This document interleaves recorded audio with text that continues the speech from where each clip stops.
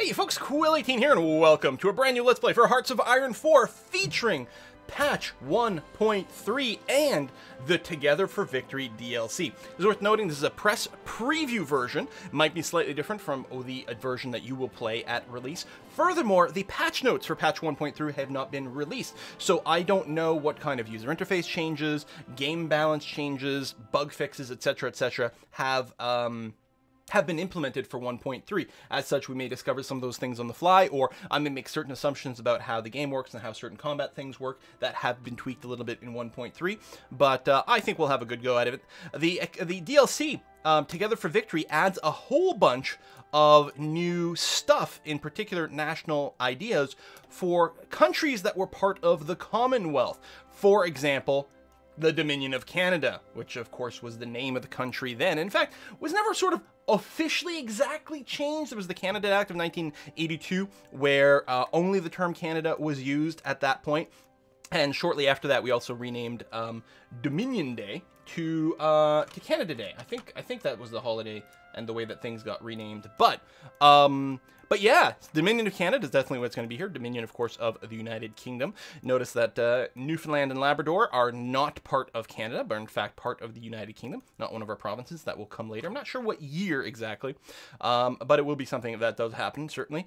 In World War II, my grandfather wanted to serve, but had health problems. So he was restricted to work here, actually, because we were very worried that the Germans were going to come and do a landing over there, which, of course, in Hoi 4 is absolutely something that can happen. And so he was positioned over here, and technically left Canada, so he was a veteran. So, you know, he's got some cool stories actually there. Again, never saw any action, but he's got great stories of being out here in the winter and just like issues that come up with that, with like marching through the forests in the winter. And I mean, you know, these are the 40s. You're not gonna have you don't have what, I can't remember the name of that, the like special like thermal gloves that, you know, that are super thin and super warm. None of that shit. No, you're going around in wool and stuff, and that's probably miserable. Anyway, that's neither here nor there. We're going to be playing as Canada in this game, but it's worth noting that there's also a lot of new ideas for the British Raj, Australia, as well as a number. I actually don't have the list in front of me because I don't have a solid list of everything here of all the countries that are in there. But we're going to play as Canada, and we are going to play. We're not going to play with historical AI focuses turned on, but we ourselves are going to be playing relatively historically. Now, the reason I'm not going for a fascist or communist run is because we've done a bunch of those, right? We've played 2 games as fascist countries. We've done a run as Italy, we've done a run as Japan, we did communist Brazil, and it's time for us to play as a damn democratic power. So I realize we're not going to be running an ahistorical Canada, we're going to be running a historical Canada instead, but I think that should still be okay, and maybe some crazy things will happen with the historical AI focuses turned off over here. I am going to leave the difficulty on regular for this because I think we're going to be challenged as is to get much done as Canada in this game, because we don't lead the AI, right? And it's hard to coordinate with the AI. Of course, historically, Canada played a massive role in World War II, but it was fighting alongside other AI forces, other allied forces, right? And being part of larger battle plans. In particular, Canadians did a lot of work for the D-Day invasion, both on D-Day, but also a preliminary one. So there was a lot of good stuff going on there. So anyway, we're going to go ahead and do that. I don't think I need to set any special options over here. Isn't there? Yeah, you can tune the difficulty now to like boost. Oh, it's always just a boost. I see. Okay. I'm like, why are all the sliders to the left here? No, they're always a boost. Do we want to do one specifically? It's kind of interesting. It's actually very interesting. Do we want to turn one country into a greater threat than it normally is? You know what we're going to do? We're going to go, rather than increase the difficulty, which would lower some of my production and stuff like that, and I think be really annoying with something that's going to have a lower production base, rather than do that, I am going to strengthen the German Reich by 50%. We're going to have a super Germany is what we're going to have over here. So they've got, well, it's actually, okay, it's 50% on the slider, but 25% entrenchment speed, planning speed, less supply consumption. Okay, we're going to have an incredibly dangerous Germany that will have an easier time conquering all of Europe and, in fact, pushing into the Soviet Union as well. Okay, this is going to be exciting. Oh, damn, I love these sliders. These were added in patch 1.2. And I think that's an excellent thing. So let's go ahead and start. Now, the rest of this video is not going to be gameplay. It's going to be me looking at the new national ideas of Canada here, because I haven't looked at the entire list, and some people out there haven't seen it. So the rest of this video is going to be entirely me looking at the new national ideas, and then I'll put in a cut, and then the next episode will start, and we'll do some actual gameplay at that point. So we'll see how it goes. Boom! All right! Here we are in Canadia. Excellent, with a handful of troops bordering the United States. Hopefully they don't decide to declare war on us. That would be kind of awkward.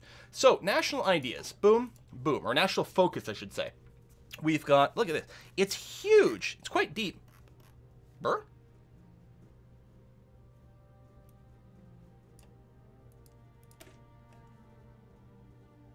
Since when has this been here? Is this new in 1.3? Do other countries have this? Can I look at other countries? Let's say I look at the United States over here. Don't tell me that's been, like, there for a long time. It hasn't been there before, right? This is new? Tell me it's new. I like this because it was entirely possible to run out of focus before. And now you can keep repeating these? That's great stuff. Okay. Anyway, Canada. Hopefully it hasn't been there the whole time. Again, if it showed up in 1.2, I haven't actually played much of 1.2, so that would have been new to me. Or I didn't play any 1.2, so that would be new to me. Okay, so what do we have here? Royal Sirois Commission, political power. CP Railway, adds infrastructure to British Columbia. Of course, one of the problems that Canada does have here is really poor infrastructure throughout. It's been mostly evident when I've invaded Canada. Just sucks to get the supply anywhere, but in our case it's going to be quite difficult for us to guard our coasts, for example, because of the poor supply, not to mention just move people through our country. It's a big country and the infrastructure is quite poor. So that's infrastructure Saskatchewan. Saskatchewan is one of the provinces sort of in the middle-ish, right over, how come, I mean, what state is this? Northern Canada. Huh. So they're only counting this part as Saskatchewan, but that's sort of... you know what? I'm trying to think, like, the map projection is different from the normal map projections I'm used to dealing with. I guess... Isn't the top of Saskatchewan? It's kind of embarrassing. Isn't the top of Saskatchewan flat? Map of Canada. Yeah, no, I'm not crazy. I'm like, hold on. I'm feeling really the dumb here. But yes, Saskatchewan, the top of Saskatchewan is indeed flat. In fact, although maybe at the time it wasn't. Calling it Northeastern Canada and Northern Canada and Northwestern Canada, were they not territories? I'm actually not sure, but like how the Yukon Northwest Territory were divided then. I'm betting these are not actual historical borders here. There may just be more gameplay kind of thing. But anyway, there's Saskatchewan over there. We got Manitoba. We've got Alberta, aka Texas North. All right. So a couple of things to add infrastructure over there. That's fine. Crown corporations gives us a new political advisor. C.D. Howe, Captain of Industry, which gives us a lot more construction speed for civilian factories, infrastructure, refinery. Might be nice to pick up early. Early, I do like to produce a lot of civilian factories, so that might be a thing. National Housing Act gives us more building slots in northwestern Canada, as well as a free civilian factory. Okay. $1 a year man, 50% boost for industry, one time. Retool Angus Shops gives us an extra building slot in Vancouver Island, as well as a military factory. Imperial Oil gives us a bunch of oil. Oil in Alberta, northwestern Canada, northern Canada, northeastern Canada. So all in all, we'd get an extra 14 oil. Well, that's actually quite handy. War bonds over here, does require that we're at war. Now that's, requires all of the following. Right, because it's not a dashed line. Wait, no. This only needs one. Okay, so it's not graphically represented. This only requires Canada regulations. Defense of Canada regulations over here. But the Department of Munitions and Supplies needs Crown Corporation's war bonds and Defense of Canada regulations, which gives us 2 extra military factories. Bits and pieces over here. We get a National Spirit, which gives us 5% boost to production efficiency, 5% boost to production efficiency growth, and overall 3% factory output. That's quite nice. John Inglis and Company gives us 3 military factories. Victory Aircraft Limited gives us 3 military factories. IF Day? I don't know what IF stands for. Modifies war bonds by consumer goods factory minus 5%. Okay. So war bonds means we need fewer consumer goods factories, and IFD means we'd need... I assume it replaces the 3% to 5%, as opposed to making it 8%. A little hard to read, but I think that's the case. This is our extra research slot over here. It does require us to get IFD, which needs this, which needs the department. So we have to complete a lot of stuff to get down here. And it needs war bonds, which requires us to be at war. So we can't start down this at all until we're at war. Of course, we do start off... not lying, right? We do start off part of the Allies? Yeah, we do start off part of the Allies, which means we will be in a war as soon as Germany declares on something that UK has guaranteed, for example. So that's... okay. So we'll get into war relatively early, which is good. Oh, there's a research slot over here, although that still needs... oh, it's one of the following. Either Department of Munitions, which requires the war bonds, or National Resources Mobilization Act, which doesn't require that we're at war. We need world tension. So this will give us less communism support, less fascist support. Okay, so this will lead us to be, you know, more strongly democratic. This gets us more factory output, a more recruitable population, which is nice, but drops our unity. And then we can get a research slot over here. This seems like a relatively early route to take. All right, good to know. We've got synthetic refinery for free, so that's some more oil and rubber. That's not bad. Wartime prices and trade board. National Spirit wartime prices and trade, which grants resources to the market 5% less. We keep more things at home, and we can build 10% more factories in a state, which is going to make a difference in states that are relatively large. Okay, the Canada Wheat Board, modify Great Depression. Oh, we start with Great Depression. So right now, what is the Great Depression doing for us? 25% of our factories go to consumer goods, and our factory output is reduced by 30%. That's really shitty. Canada Wheat Board reduces it from 25% to 15%. Wait. Okay, no, it is a modified by. Because it's not going from 25 to 15. It's being modified by 15%. So, IFD must bring the war bonds bonus from 3% to 8%. Okay. And then and it offsets some of the factory output. So the Great Depression will still be there, but it won't be as bad. Okay. Alberta Coal Town. Oh, so mine the shield. Hey. Northern Canada, Northeastern Canada. So we get some tungsten and whatever the other resources are. Is that aluminum? Iron? Iron and tungsten? Something like that. 3 civilian factories. Okay, so it seems to me that quite early on, I mean, it'd be nice to get the extra research slot. That's certainly one thing. But also going down here to eliminate some of the Great Depression penalties, as well as getting the Alberta Coal Town. So you got the civilian factories, so you can build more factories more faster.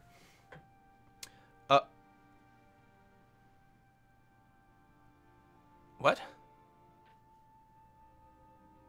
Send in the zombies? What? The time has come to put all of Canada's eligible men to work in the army. We've mobilized a lot of men to work in the industry through the NRMA, but now they should be sent overseas. I mean, this must be... it's an expression for, like... something. Some sort of people. More sleeper people? People who are working in the industries? Right, so we brought up a bunch of people in industry through whatever this program was. Was that one of the other ones? NRMA. National Resources Mobilization Act. But then we're going to send them over. But zombies! I didn't know this was an important part of the Canadian military strategy in World War II. Alright. These are mutually exclusive. So, more civilian factories and a war-fueled economy, which is more military factories. Or we go send in the zombies. Commit to war, go there. So, okay, the one on the branch on the left means more industry. The one on the right, we're committing to war, sending more of our population overseas, get a boost to some research, and then we've got the Quebec question over here. One of the following. So both of those do need the send in the zombies, though. Yeah, forced Quebec conscription. Conscription's got its own laws. So... mutually exclusive with compromise Quebec, remove national spirit, conscription crisis among French Canadians, which we've got now. So French Canadians don't want to be conscripted because, I mean, they are distinct population within Canada, different laws, different history. You know, don't see them themselves as being part of the Dominion of the United Kingdom, for example, right? There's a whole thing. So currently, that's reducing our recruitable population by 30%.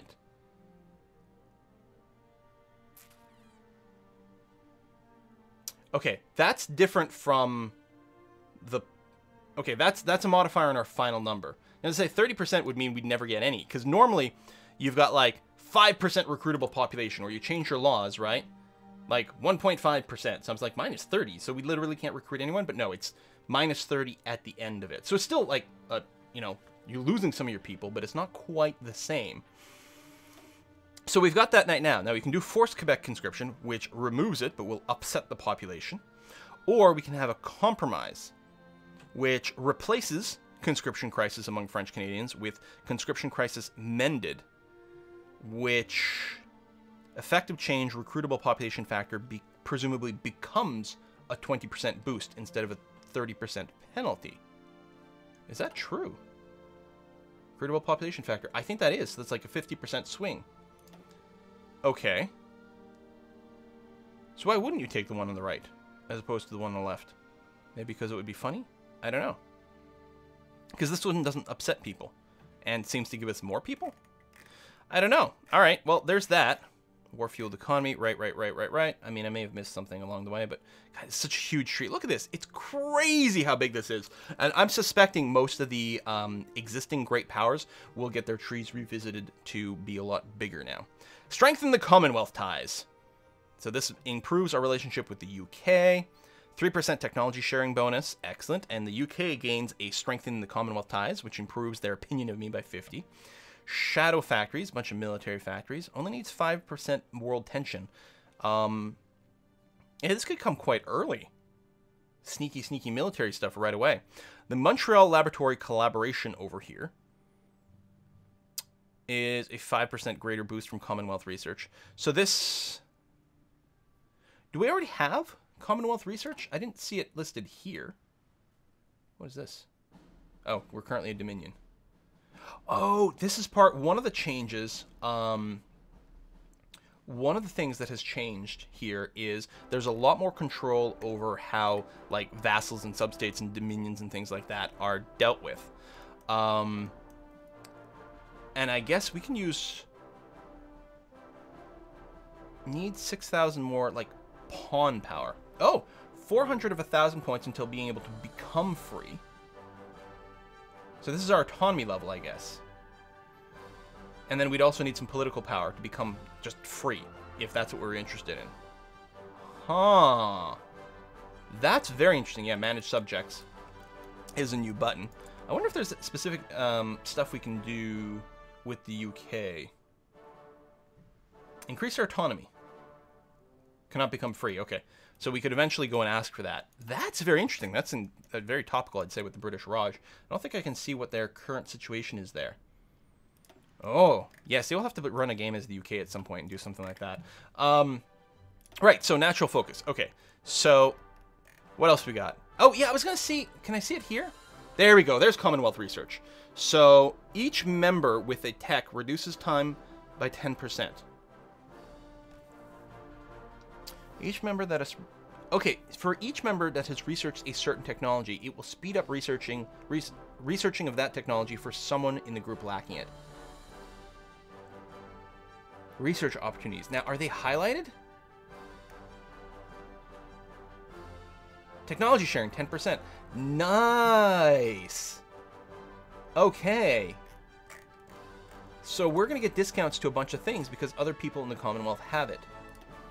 Also, we actually start off with some things at slightly higher tech than other countries, because going into World War II, if I recall correctly, the UK actually had surprisingly decent infantry tech, including uniforms and things like that. France did not, but Germany had some issues with certain things as well. It's surprising. We think of them as such a technological powerhouse in the war, but there were a lot of things that they were lacking. So we can discount here. Oh, that's quite cool. Okay, so right now we're getting a 10% discount for everything that someone else has got researched. Each member with a tech reduces time by 10%. So then if we go back to the national focus and we look here, I think it's going to increase our technology sharing bonus by 5% more. So 15% discount for every tech someone already has. And does it matter if more than one person has it? I don't think it does. I think we just get the 10%. All right. Camp X, you get a bonus for encryption and decryption. Supply the Empire. We get a research boost for excavation. Excavation would be one of these industrial techs over here. Yeah, excavation over here. So we can get some more resources to trade. All right. Aluminium Company of Canada. Bunch of aluminium. Yeah, 22 more. That's actually a decent amount. 36 oil unlocked in Alberta. I mean, that's a fair amount of frickin' oil. Cheapers. Okay. Oh, so mutually exclusive. Strengthen the Commonwealth Ties or patriation. Daily autonomy progress gain 1. United Kingdom gains demanded patriation. Opinion goes down. Okay, so here's a thing we could do to be ahistorical then, right? Because I'm going to be playing democratic because we haven't done that yet. But perhaps, oh my god. Patriation into like swastika clubs. Burn the royal portraits. Also increases communism. Oh man.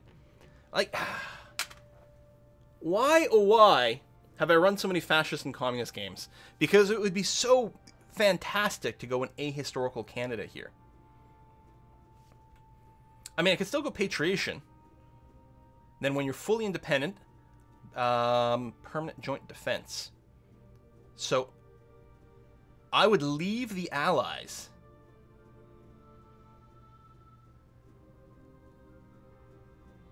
And get closer to the U.S. North American Alliance. Okay, hold on. So, we can create factions. So we would abandon Europe. We would abandon the Allies. Canada and the USA would form our own alliance. Huh.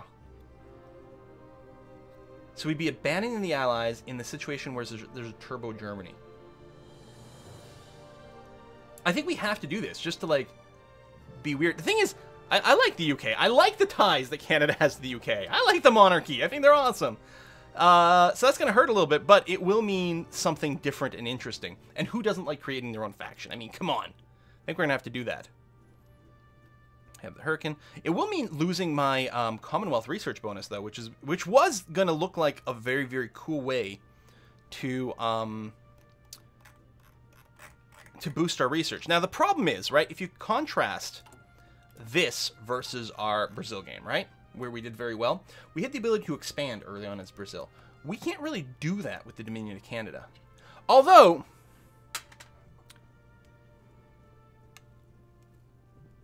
okay, we're not going to be part of the Allies. Can we declare war on a democratic country? Could I declare war on the UK? If we form an alliance with the United States, can I declare war on the UK? I mean, that's probably crazy, right? We could focus on the Soviet Union or Japan, or we could focus on taking territory in Africa once that gets lost to the Axis. Well, I guess we'll probably play that one by ear. Now, I don't have to commit to the whole American thing right away. I will probably start off with some of the industrial stuff. But let's figure that out in the next episode. Let's continue to read some of these things over here. So, refuge for scientists. United States joins U.S. research. Dominion Canada joins U.S. research. Okay, so this would be our joint research operation so that I would still get to share in the research tech, presumably, is what I assume there. So we're still going to get a discount anywhere where the U.S. has something that we don't have, and vice versa. If we research something the U.S. doesn't have, they'll get a discount to that, which is going to be good. Discounts to carrier models, which God knows aircraft carriers are super powerful. Swastika clubs gain a bunch of independent spirit and a lot of daily fascism support. Increasing national unity, increasing recruitable population. We could join Germany over here. Canada seeks alliance. Or we could support a synarchist Baisha. Oh, it's just something with Mexico. So Mexico gets synarchist support surge, lowers their national unity, increases fascism support. Skewer the eagle. Mexico gets a plan for dominance. So is this like me and Mexico making an alliance against frickin' what, the US? Or the Allies, I suppose? Something like that. I guess just encouraging Mexico to become fascist. Yeah, screw the eagle. So Canada, fascist Mexico, and we gang up on the United States. Oh, man. That sounds fun. That sounds amazing. And United Kingdom can get an event that we demand Labrador and Newfoundland. Oh, defense scheme number 1. Gain annex war goal against the United States. What? All right, so here's the communist branch, right? So we get our independent stuff, we get communism support, Communist Labor Total War Committee, more factory output. We can go defense scheme number 2. We get a bunch of forts. Or supply the Red Army. So Soviet Union likes us. Other people don't. We can join the Comintern. Or Canada United over here can create factions. And then finally we get to support world revolution. Factory output goes up. Subversive activities cost goes down. We can send volunteer forces. So we sort of stay outside the war perhaps, but still get involved, depending on if we join the Comintern or not, because we only need one of these. Royal Canadian Air Force, Station Borden. More air experience, discounts for researching stuff, get some air bases, have the Hurricane, gives us a research bonus for some planes. Pacific Coast Defense Radar System, get some radar stations for free, nice. Commonwealth Air Training Plan, more air experience, more air bases, discounts to air doctrine. Fund Fairchild's Development, available as design company, okay. And research bonus, Cookie Carriers, research bonus for strategic bombers, and a new company. And the Sabre Project reduces ahead of time penalty for rocketry and jet technology. Ooh. Halifax Shipyards, 3 naval dockyards, reduces ahead of time penalty or gives a 50% research bonus if not ahead of time. Nice. For destroyers, light cruisers, heavy cruisers. Light cruiser leads to either escort fleet, which is convoy defense doctrine, or fleet in being, which is fleet in being doctrine. All right. DeGauss ship hulls. Yeah, this is quite cool actually. Oh, that's not what I was expecting. Although I guess I understand what's going on here. The idea is your ship hulls would get magnetic because of all sorts of different electric effects and, I don't know, static electricity with the water or some damn thing. And you could, oh, this is just going to increase our detection. See, I was thinking you use that as a defense against magnetic mines and potentially certain other forms of detection. It's interesting that it's increasing detection rate. I don't know. Trade fleet. Trade convoy production cost goes down. Well, that's not by quite a lot, actually. And United Shipyards. Even more dockyards over in Quebec. All right. So, yes, with all that in mind, I don't know. I know that if I just asked people, they'd be like, no, let's go for, like, you know, crush the U.S. or something like that, you know. Probably that. I don't know if the communist one's quite as interesting, but the challenge of doing something like that is quite cool. But it is very interesting to consider doing this North American alliance. Since I've gone and conquered, Canada and the U.S. multiple times now, in every previous game, as the fascists and communists, we keep conquering the U.S. We've done it. We've been there. I want to try something different here. We are going to be eventually deciding that we want independence from the UK.